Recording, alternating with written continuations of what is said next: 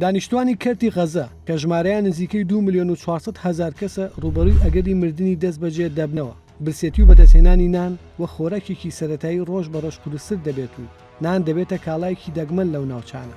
لەگەڵ بەردەوامبوونی شەڕ لە کەرتی غەزە دوایین کۆگاکانی گەنم بەهۆی بردومانی ئیسرائیلەوە زیانێکی زۆری بەرکەوت. بەو هۆیەوە بەدەستهێنانی نان کە خۆراکێکی سەرەتاییە بۆ دانیشتوان بۆتە کاڵایەکی دەگمەن.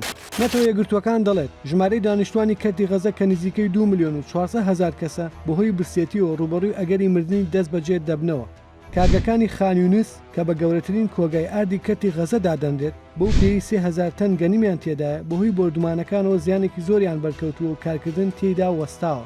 عەبدولناسر ئەلئەجرامی سەرۆکی کۆمەڵی خاوەنانەوەخانەکان لە کەرتی غەزە بە ئاژانسی فرانس پرێسی ڕاگەیاندووە ئەگەر خاچی سوور نەتوانێت ڕەزامەندی ئیسرائیل بۆ نەشۆنکردنەوەی کارگەکە وەربگرێت ئەوە ناتوانین بەردەوام بین لە کارکردن. ڕێکخراوی ناحکومی ئەمریکی مێرسی کۆرپس لە راپۆرتێکیدا بڵاوی کردوێتەوە تیمەکانیان لە غەزە هەندێک جار ناچار بوون $30 بدەن بۆ بەدەستهێنانی 5 نان دەشڵێت لە ئێستادا ئارد بە نرخێکی زۆر گران دەفرۆشتێن و بۆ هەر کیسەیەکی گەورە دەگاتە $180. ئاماژەی بۆش کردووە کە خەڵکی غەزە ناچارن ژەمەکانیان هەڵبۆشێنەوە یان کەم بکەنەوە یان پەنا بۆ ئەو شێوازانەی چێشتێنان بەرن کە زیان بە تەندروستی دەگەێنێت. ئەو ڕێکخراوە دەڵێت هەندێک کەس تەنها بە پیاز و پاقلەی کاڵ دەژین.